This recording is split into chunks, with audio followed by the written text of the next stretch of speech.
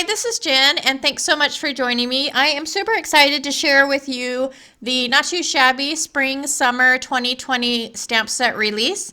There are 4 stamp sets in this release. They are so adorable. They are perfect stamp sets to mix and match with each other, so you can use elements of one stamp set with another.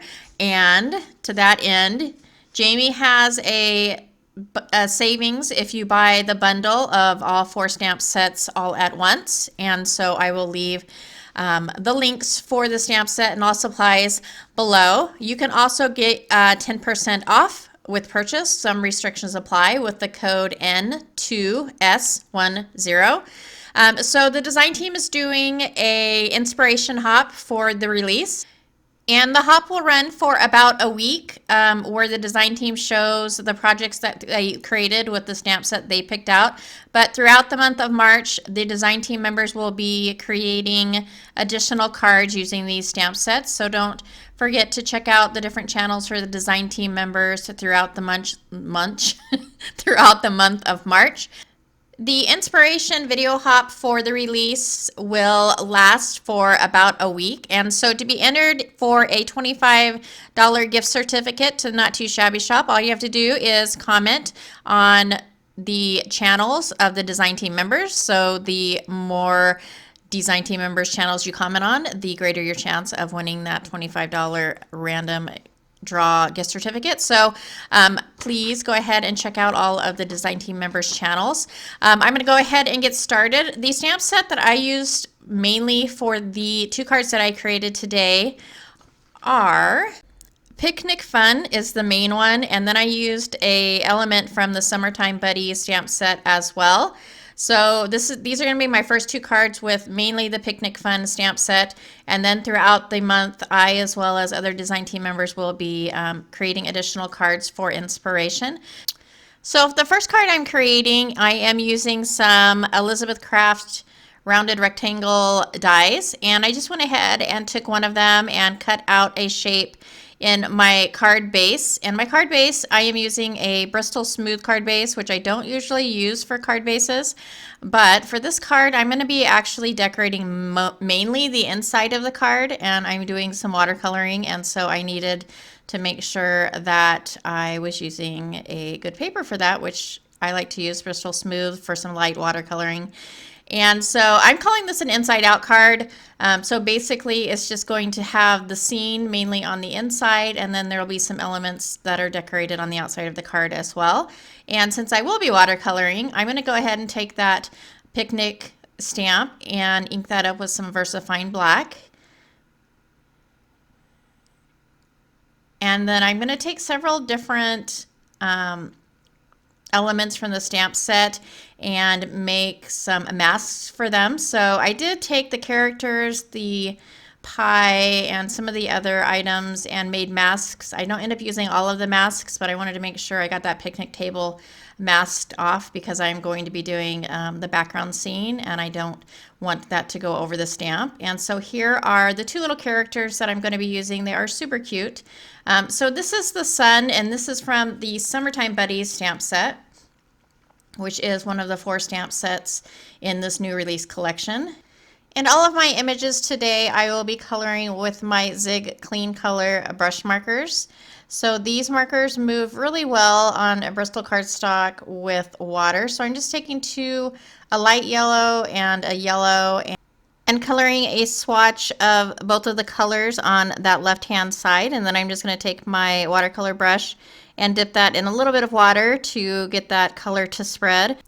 But you can also use the zigs without using water by just taking a darker color and then taking a lighter color and moving that color. They blend really well together, so you don't necessarily have to use water, but it does kind of fade out the color a little bit to give that variation in color when you do. So I think it's a little more noticeable when you're kind of thinning that color out with some water. So like most of my images that I color, I'm just using a lighter and a darker color. So for this cute little chick with the pie, I'm going to use an orange and a flesh color, and so I just put the orange color the darker color around the outside, and then colored, blended that color with the peach towards the center of the face so it lightens up. And so after I colored my images, I went ahead and worked on the inside and the outside of the card base. And I am taking this Honeybee Outdoor Scene Builder stencil. So this comes with a cloud and some birch trees, I think, and 2 other stencils. And to be quite honest, I don't use this hardly ever. And so I had to figure out if I should be stenciling on the top of the stencil or on the bottom. I finally got it figured out, but I did stencil that in tumbled glass with Distress Oxide and then cracked pistachio on the bottom. And I went ahead and I did that on both the outside and the inside so that that grass line matches up in both areas. And then I'm going to go ahead and create the window for the center of the card, and I'm just using the rounded rectangles again, one that is the same size as the original cutout and then a bigger one to create that thin white border. And then I've cut a piece of acetate slightly smaller than that frame, and I have adhered that to the frame with a piece of 1/8 inch double-sided tape. And then I'll go ahead and take that double-sided tape again so that I could adhere that piece to the window in my card. And I think it's really cool because it gives kind of like a peek into the, inside of the card. And I don't usually decorate the inside of my cards, but this is a great way to kind of add a little bit more landscape to your card other than using a slimline size card. This will give you a lot more room to place images and things like that without having to build a bigger card. And so some of the elements I put on the inside and the outside of the card, some of them are just on the inside. The sun is one of them that I put on the inside, and the sun, it looks a little bit off on the inside of the card because I put the smiley face a little crooked as far as I didn't match it up with the sun that's on the outside, and so it ends up looking like the face is a little crooked, but that's okay. So to get that to line up with the outside, I just put my stamp on my positioner tool and then put the die cut on the card where I wanted it. And then I just picked that up with the positioner tool and pressed it down so that it was in the right place. And then I took the different characters that I color, one being this bear, which I guess it could be a bear or a panda. I didn't realize it was a panda, to be quite honest, until somebody commented on Instagram. Thank you, Megan. And then I looked at it and realized that, oh, that does look like a panda bear. But so for this card, it's just a bear. And so that's why it's colored in brown.